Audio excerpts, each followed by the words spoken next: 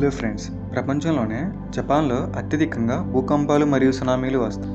ఎంతలా వస్తాయంటే ఇండియాలో ఒక సంవత్సరం మొత్తం మీద 21 భూకంపాలు వస్తే జపాన్లో మాత్రం 1500 వస్తాయి. అలాగే ఇండియాలో చిన్న చిన్న వరదలు వస్తేనే రోడ్డున పడతాం. మరి జపాన్లో అన్ని భూకంపాలు ఎలా తట్టుకుని ప్రజలు నివసిస్తున్నారు? ఈ వీడియోలో జపాన్లో ఎందుకు అత్యధికంగా భూకంపాలు వస్తున్నాయి, వీటిని తట్టుకొని ప్రజలు ఎలా నివసిస్తున్నారు నేను మీకు ఎక్స్ప్లెనేషన్ చేస్తాను. ముందుగా భూకంపం రావడానికి కారణం భూమి యొక్క కోర్ భాగంలో లావా లాంటి లిక్విడ్ ఉంటుంది. ఇది సూర్యుడి కన్నా అత్యధిక టెంపరేచర్ కలిగి ఉంటుంది.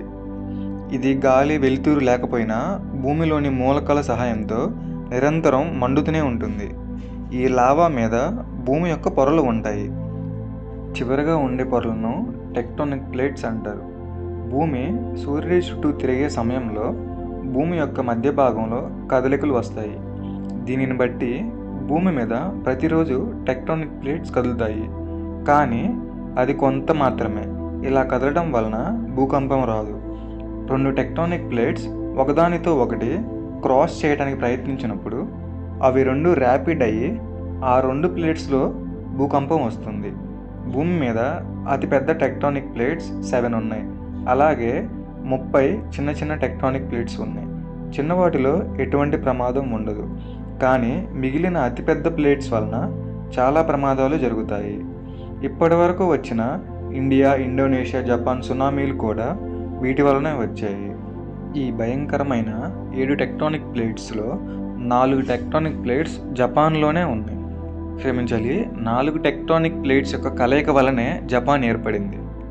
అవి north American plate, Pacific plate, Philippine sea plate and Eurasian plate. ఇందులో ఉన్న పసిఫిక్ ప్లేట్ అన్నిటికన్నా ఎక్కువగా కదులుతుంది. అలాగే ఇది సగ భూభాగం పైన సముద్రంలోనే ఉంది. ఈ పసిఫిక్ ప్లేట్ ప్రతి సంవత్సరం 2.5 సెంటీమీటర్లు కదులుతుంది. మనకు చూడడానికి తక్కువగానే ఉండొచ్చు, కానీ దీని వెడల్పు 1000 కిలోమీటర్లు ఉంటుంది. అలాగే ఈ 4 ప్లేట్స్ కలయిక వలన జపాన్ భూభాగం ఏర్పడింది. కాబట్టి వీటిలో ఏ ఒక్కటి కదిలినా జపాన్లో భూకంపం వస్తుంది. సాధారణంగా ఒక ప్లేట్ వలన 10 భూకంపాలు వస్తే దానికి ఇంకొక ప్లేట్ తోడైనప్పుడు 100 కౌంట్ అవుతుంది.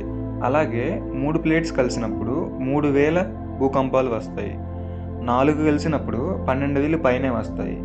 ఇలా పెరుగుతూ పోతాయి. కానీ వీటిలో 70% భూకంపాలు రిక్టర్ స్కేల్ మీద కూడా చూపించవు. ఎందుకంటే అవి సాధారణంగా వచ్చే భూకంపాలు. అలాగే ఈ యురేషియన్ ప్లేట్ చాలా స్థిరత్వం కలిగినది. అందువలన ఇది ఉన్న ఇండియా, రష్యా, చైనాలో కూడా అతి తక్కువ భూకంపాలు వస్తాయి. కానీ జపాన్లో ఒకటి కదిలినా దాని ప్రభావం మిగిలిన 3 మీద పడుతుంది. అందువలన జపాన్లో ప్రతిరోజు భూకంపం వస్తాయి, కానీ అవి చాలా తక్కువ తీవ్రతతో ఉంటాయి. అందువలన చాలా వరకు రిక్టర్ స్కేల్ మీద కూడా వాటిని చూపించదు.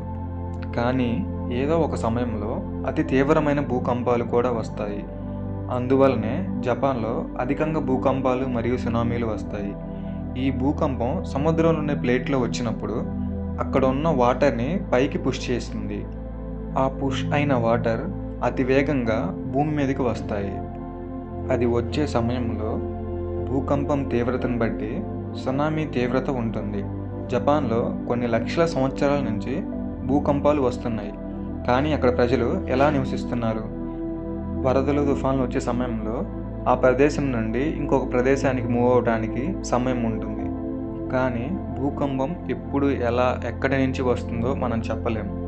కానీ జపాన్ వీటన్నిటికీ ముందుగానే ప్రిపేర్ అయి ఉంటుంది. నెంబర్ 1, ప్రతి ప్రాంతంలో జపాన్ కొన్ని యాంటీనాస్ని భూమిలో పెడుతుంది. భూకంపం స్టార్ట్ అయినప్పుడు ఆ ప్రాంతంలో సిగ్నల్స్ వస్తాయి. అప్పుడు మిగిలిన ప్రాంతాల్లోని ప్రజలు జాగ్రత్త పడతారు. అలాగే నెంబర్ 2, ప్రతి అపార్ట్మెంట్లో ఎర్త్క్వేక్ ఛాంబర్లు ఉంటాయి. ఎర్త్క్వేక్ వచ్చిన సమయంలో దాని లోపలికి వెళ్ళి తలదాచుకుంటారు. దాని లోపల నెల రోజులకు సరిపోయే ఆహారం మరియు వాటర్ ఉంటాయి.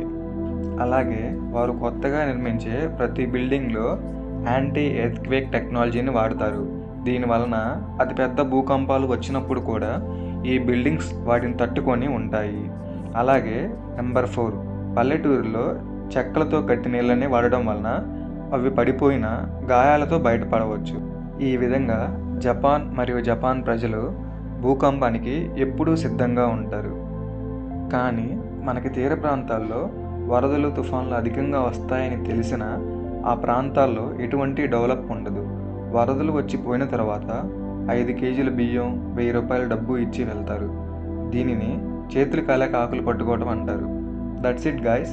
ఇన్ఫర్మేషన్ నచ్చితే వీడియోని లైక్ చేసి ఛానల్ సబ్స్క్రైబ్ చేయండి. Thank you for watching.